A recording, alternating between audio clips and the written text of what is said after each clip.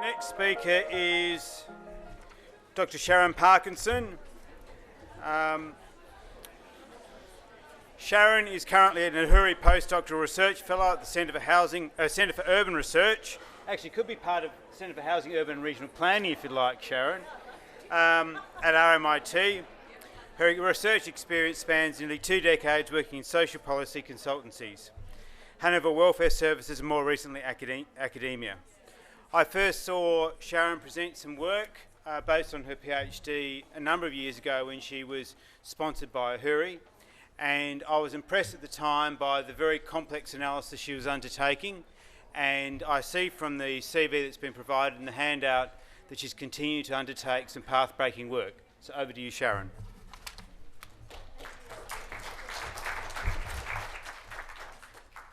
Thank you, Andrew, for the invitation to present. And like Chris, I need to figure this out, and I'm left-handed, so I always do it backwards. But oh, no, that's worse.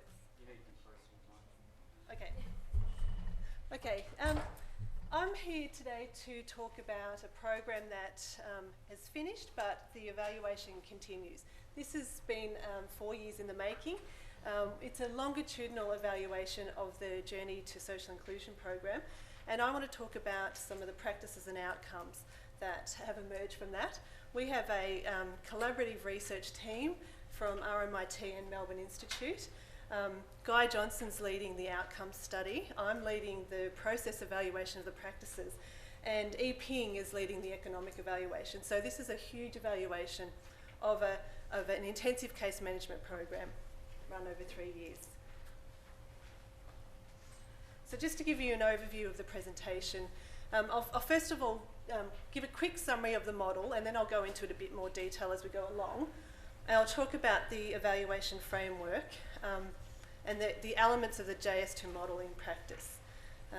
I'll then talk about some of the outcomes. I can't present them all because there's so many outcomes that have been generated over the years, but I'll just pick out a select few, and I direct you to Sacred Heart Mission's website where they've got reports captured over each year.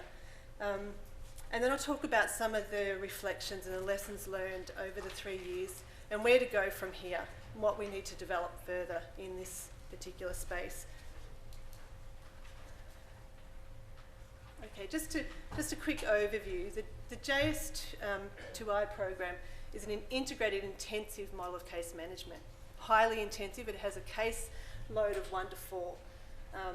It's delivered over 3 years to 40 individuals experiencing long-term homelessness. This is the chronic end of homelessness, very extreme group, and developed by Sacred Heart in response to the absence of models to address the needs of this particular group who just kept cycling through the system. It's funded mainly from philanthropic trusts.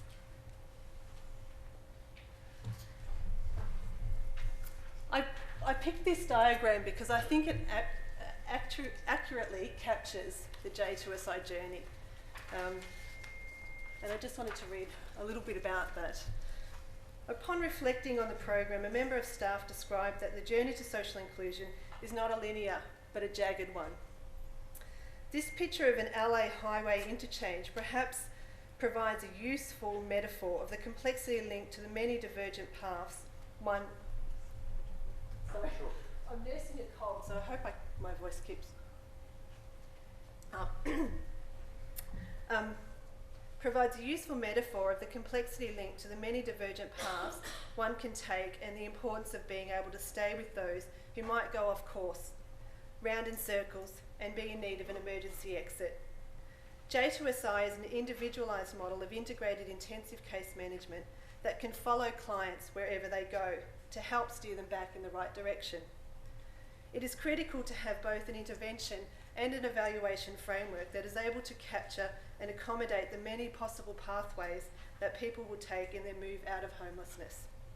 To keep people housed, safe and alive, you need a model where they want to work with you and they will allow you to share that journey with them. JS2I achieved this.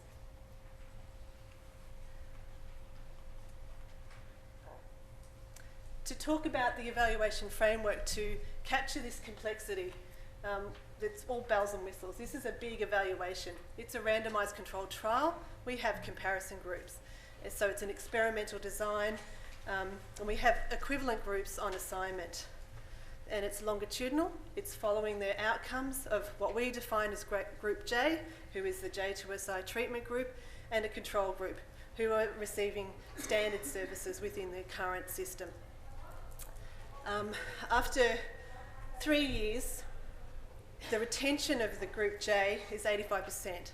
So we were able to trace the outcomes of nearly all of them in the program, which is an outstanding achievement. In Group J, Group E, there's 77% retained. So we lost a few more in Group E. So that does affect the outcomes in some way. There's also qualitative interviews of both Group J and E. There's a process evaluation documenting the program implementation, refinement of the model within an evidence-informed practice. The economic evaluation, as I mentioned, and I'm not going to go into the economic evaluation, I'll leave that to Ping. That's her expertise. And a strong overarching governance framework for the evaluation. There was reference group, working groups, steering committees. A lot of people had a buy-in to this program. And there was a lot of interest in it.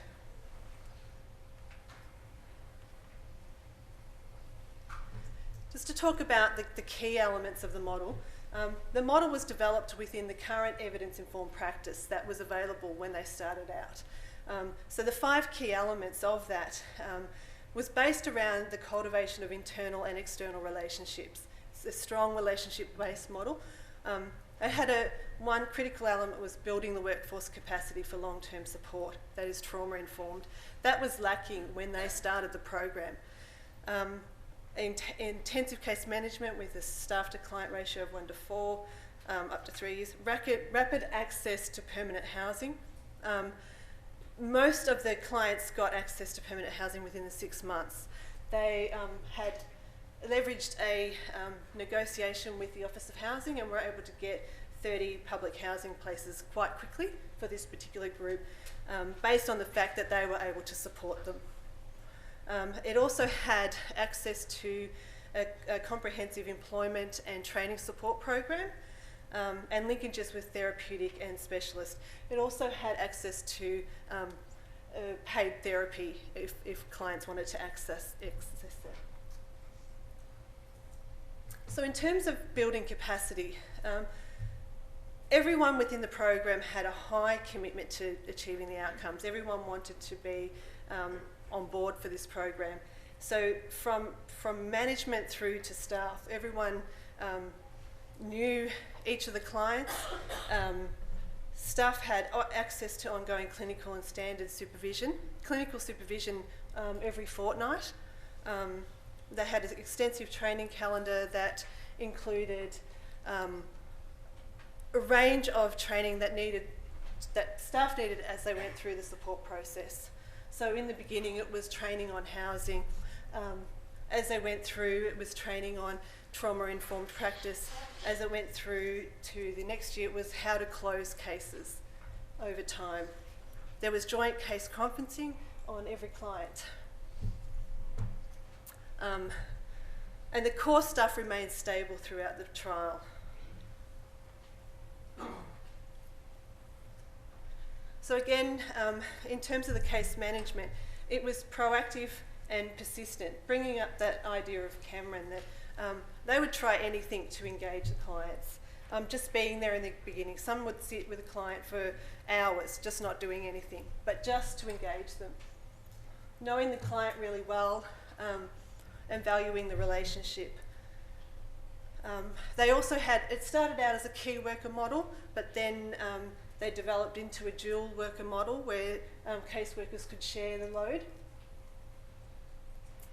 And the relationship model was used to build on small successes. So in terms of some examples where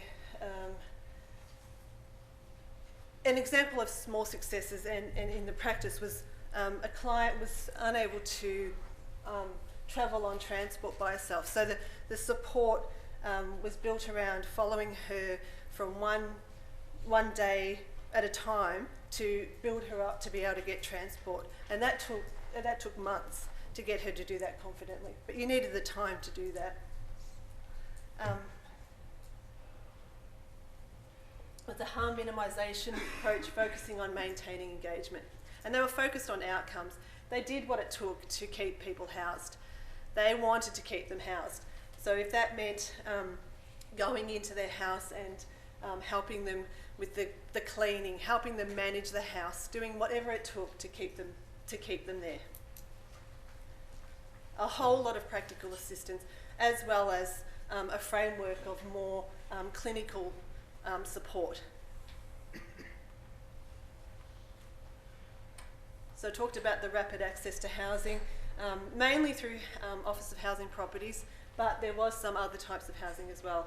Most were housed by 6 months. And their approach to tenancy management was based on a relationship where the housing managers were the first port of a call. So whenever anything went wrong, the housing managers and the caseworker would resolve the situation. So very few people were evicted because there was a clear commitment to sustaining that tenancy. That proved to be one of the most effective processes within the program. There was a flexible funding pool for household assistance and using that relationship to sustain the tenancy. Taking responsibility.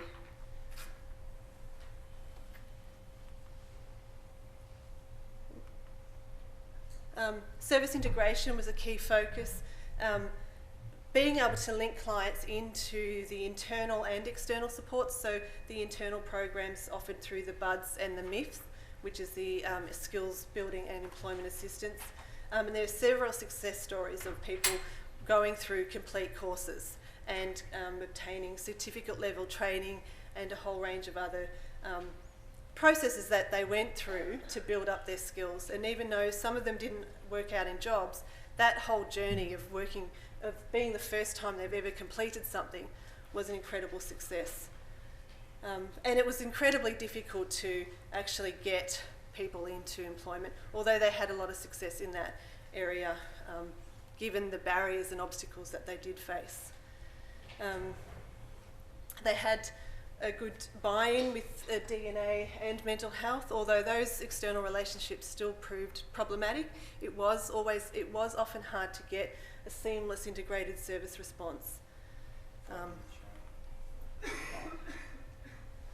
So I'll just talk about some of the outcomes quickly. So the participant profile at baseline, it reflects the Streets to Home type profile group. This was a very high needs group. Most had a history of trauma. Just under half had been placed in out-of-home care. More than half had their first experience of homelessness when they were young.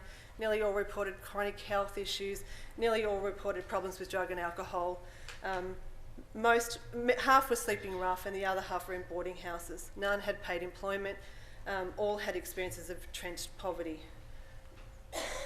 The biggest outcome, and this contains the success in the model, after 3 years, 85% still stayed housed, while in the Group E, around 40% were housed after 3 years. Some of the other strong outcomes related to average number of days incarcerated. Group J had a high baseline, but over time they went right down to 0, whereas Group E increased over time. The other outcome that was strong was for the reduced use of specialist homeless services. That declined all the way down to 0 by the 3rd year, whereas for Group E it increased. Some of the other strong difference was for, unfortunately, the mortality rate. 3 in Group E died, whereas 1 in Group J died.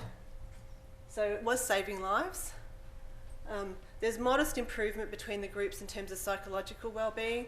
Their depression, anxiety and stress score was higher for Group J than it was for Group E.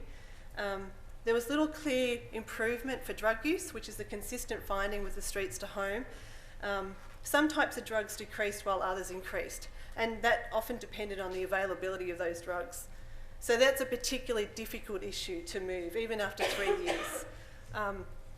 There was a similar improvement for body pain, similar improvement for perceptions of social acceptance and support. Some of the, through the process evaluation, we got to talk to staff about what they thought were the important outcomes, and which I think is actually quite illuminating. Clients tended to move through different stages of change. Some went to complete independence, while others will need ongoing housing, ongoing permanent support to maintain their housing. The most noted change, and I think this is a critical one for the sector, is that the way that the support was developed enabled the modelling of more appropriate behaviour, or more being able to manage that extreme behaviour, which was often the reason why their tenancies fell down. So the support staff put a lot of work into building up the skills to just conduct themselves, to model the behaviour in which they could sustain their tenancies and work with other services. And this is a critical gap. So this was the biggest change that staff noted. That you can't get in the hard outcomes, but it makes working in the sector. So is the J2SO model effective? We concluded at the end of the outcomes report and the process report, which is about to come out, that a trauma-informed, intensive, integrated case management model matched with rapid access to housing is effective in maintaining long-term engagement in the support process. People want to work with this service over time for 3 years. They allow them into their lives, and that stabilises housing. It reduces the costly use of unplanned services and can make small gains that make a difference in the quality of life, but overcoming the entrenched social exclusion is really difficult. It improved safety and saved lives, but it's limited in stopping drug use altogether. And these findings mirror Housing First and other low demand models of supportive housing. This is not a model, it's a harm minimisation model. It's not based on readiness to access housing if you've stopped using drugs. So the intervention is not designed to stop people from using drugs. So that's something that we need to consider when we look at what these sorts of programs can achieve. All right, lessons learned. So it's critical that future models have a strong governance structure, provide access to training for long-term support, to equip the workers to deal with the complexities and stress of holding clients for such a long time, are intensive with small caseloads, can follow clients through different types of housing, focus on creating new opportunities for clients, provide a service that they trust and like and will want to work with, strive for genuine and proactive interagency collaboration, and strive to engage the most vulnerable, high-needs clients. J2SI didn't select who went into their service. They were randomly selected, so they didn't say, you're too high, we can't work with you. They worked with the most chronic groups. And to have realistic expectations of what can be achieved in these models. What to develop further? Just quickly, this is the last bit. We need, the critical learning from the J2SI model is that we need to have a better understanding of how the service sector can cultivate social inclusion, what to do about relocating people from their existing social networks versus recognising the intrinsic value in those social networks for belonging and sense of connectedness to somebody. We need to examine what the role is for a harm minimisation approach should play within a low demand model of supportive housing. Examine the broader application frameworks of clinical supervision within the practice of case management. That did raise some issues of we're not clinicians, but they did need to have a clinical focus within the program. Exploring how intensive support models can be integrated into ongoing practice, and what implications this has for the flexibility of caseloads. When to step up support and when to step down over the long term. And ways to access affordable housing is an ongoing issue. And strengthening service integration across mental health, DNA and the homelessness sector. That's it. Thank you.